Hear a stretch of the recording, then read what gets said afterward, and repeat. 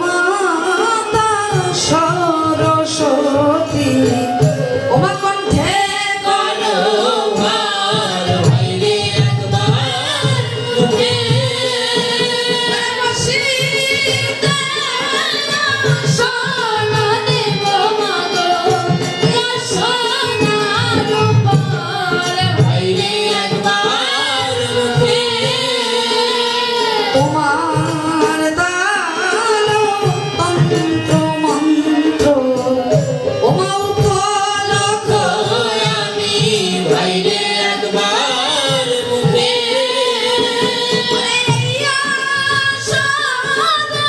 গান ভাঙিলে ওমা লজ্জা পাবে তুমি ভাইরে একবার মুখে আবার কীর্তি পণ্ডিতের ওরে অমৃত লাভরি ভাইরে একবার মুখে একবার নাতে ভাবি বলুন হরি হরি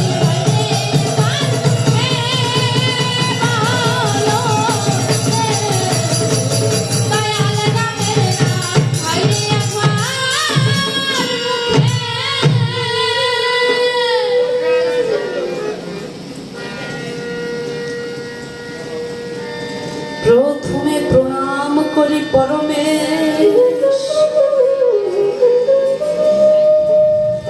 যাহার গুণ কীর্তন বর্ণি আসে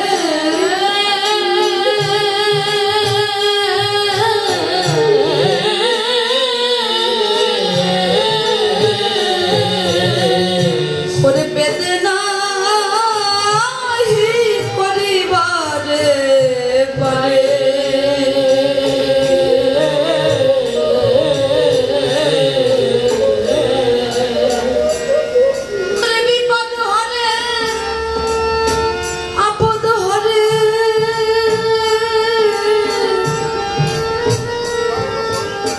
প্রণাম করি তার বাড়ি বাড়ি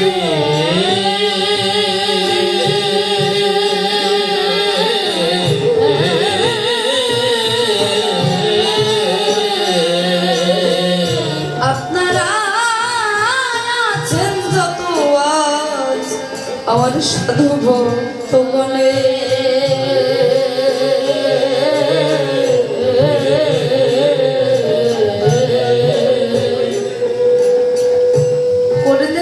সাধু সঙ্গ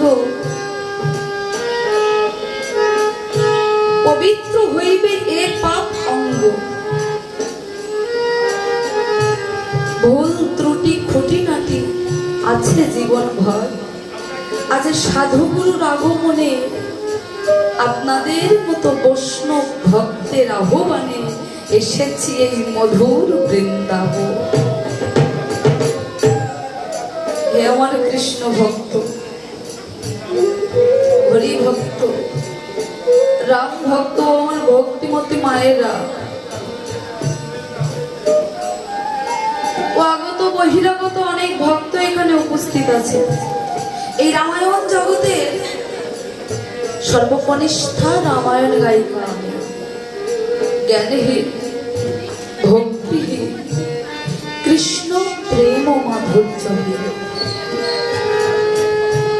এই অধমাধীন রামায়ণ গায়িকা, ভক্ত রজপিয়াসী, অতি ক্ষুদ্র শিল্পী সোমা সরকার ও আমার ছোট্ট একটি সম্প্রদায়ের পক্ষ থেকে সকল ভক্তের চরণে জানাই আমার শতকোটি দণ্ডবত।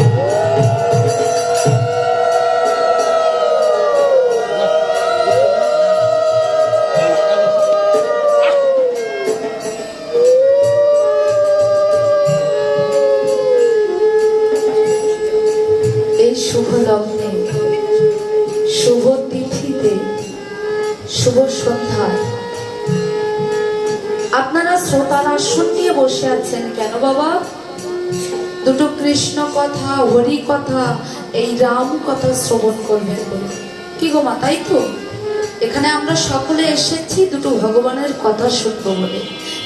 কিন্তু ভক্তবৃন্দ, আলোচনার প্রথমেই আমি একটি কথা বলতে চাই, যিনি কিনা এই সৃষ্টি স্থিতি এই লয় প্রলয়ের মালিক, যিনি বিশ্ব ব্রহ্মাণ্ডের মাতা পিতা, ওই ভগবান শ্রীকৃষ্ণ, যার কথা কিনা বাবা সৃষ্টিকর্তা ব্রহ্মা বর্ণনা করতে পারলেন না। চতুর্মুখ ব্রহ্মা তার চারটি মুখে ওই ভগবানের কথা বলে শেষ করতে পারলেন। দেবাদিদেব মহাদেব, যার কিনা পাঁচটি মুখ ছিল, আমরা যাকে বাবা পঞ্চানন বলে জানি, সেই ভোলানাথ মহেশ্বর তার পাঁচ মুখে ওই ভগবানের কথা বলে শেষ করতে পারলেন। যার কথা কোনো দেবদেবী বর্ণনা করতে পারলেন না, সেই তার কথা আমার মতো একটি সাধারণ মেয়ে সারাদিন যে কত ভুল করি মাগো আমি নিজেও জানি। চলার পথে ভুল হয়ে যায়, বলার সময় ভুল হয়ে যায়, এই জীবনটাই তো ভুলে ভরা। এই ভুলের মাঝে থেকে কি ভগবানের কথা বলা সম্ভব? সম্ভব নয়। কিন্তু ভক্তবৃন্দ, আমি আমার গুরুদেবের মুখে শুনেছি, ভক্ত পদ ধূলি আর ভক্ত পদ জল, ভক্ত ভুক্ত অবশেষে একটি হয় মহাবল। শুনেছি ভক্তের কৃপা থাকলে, আপনাদের মতো ভক্তের আশীর্বাদ থাকলে নাকি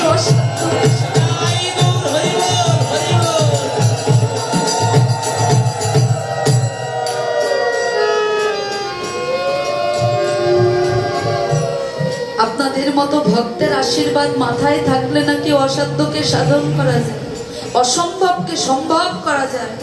তাই ভক্তবৃন্দ, আমি তো অনেক দূর থেকে আপনাদের এখানে এসেছি,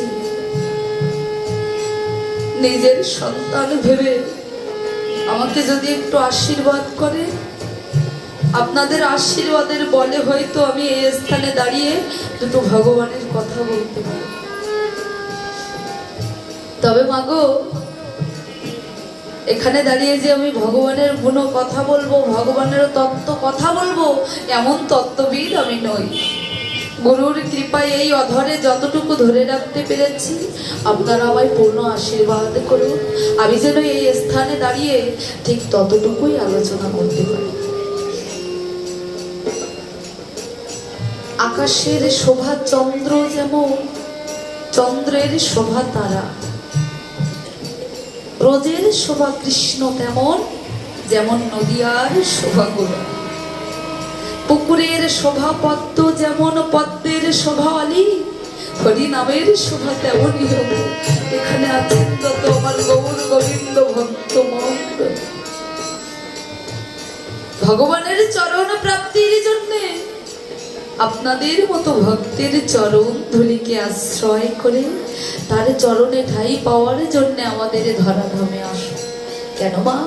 কৃষ্ণ ভজিবার তরে সংসারে আইল, মিছে মায়ায় বদ্ধ হয়ে বৃক্ষ সম হই। আমাদের জন্মটা বাবা কৃষ্ণ ভজিবার জন্য, কিন্তু আমরা মিছে মায়ায় আবদ্ধ হয়ে, সংসারের মায়ায় আবদ্ধ হয়ে একটা বৃক্ষের মতো অচল হয়ে গেছে। দেখুন, প্রাণ গোবিন্দ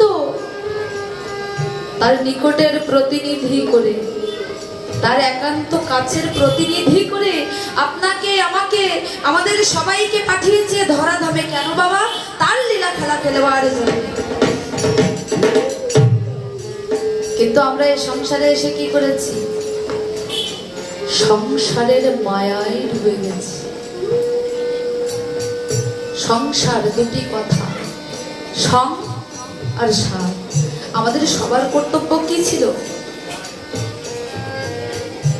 এই সংকে বর্জন করে সারকে গ্রহণ করে সত্যকে সাথে নিয়ে চলা। কিন্তু আমরা কি করেছি? সেই সত্যকে বর্জন করে মিথ্যাকে সাথী করে লোক ঠকানোর ব্যবসা করে করে জীবনের বেলা পার করে দিয়েছি। দেখুন, আজ যে আমি আপনাদের এখানে এসেছি, ও আমার যদি টাকা পয়সার অভাব থাকে, আপনাদের কাছে হাত পাতলে নিশ্চয়ই আমাকে টাকা দিয়ে সাহায্য করবে। কি গো বাবা, করবেন না? অবশ্যই করবে। আমি যদি সাহায্য জানাই, নিশ্চয়ই সকলে আমাকে টাকা দিয়ে সাহায্য করবে।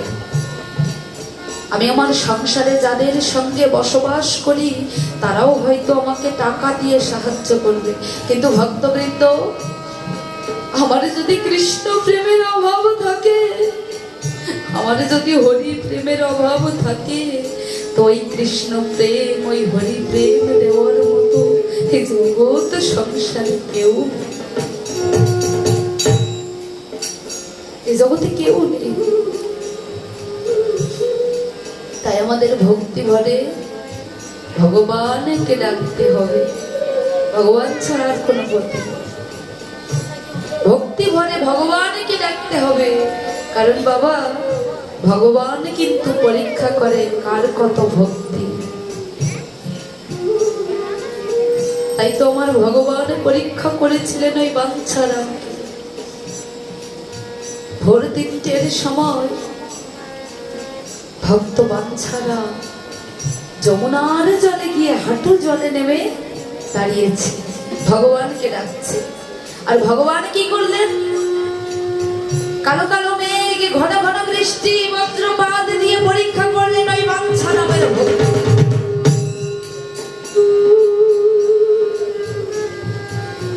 যেই না ঝড় উঠেছে, সবাই ভয়ে চিৎকার করছে, কিন্তু একা ভক্ত বাঞ্ছারাম ওই যমুনার জলে দাঁড়িয়ে বলছে, দয়াময়,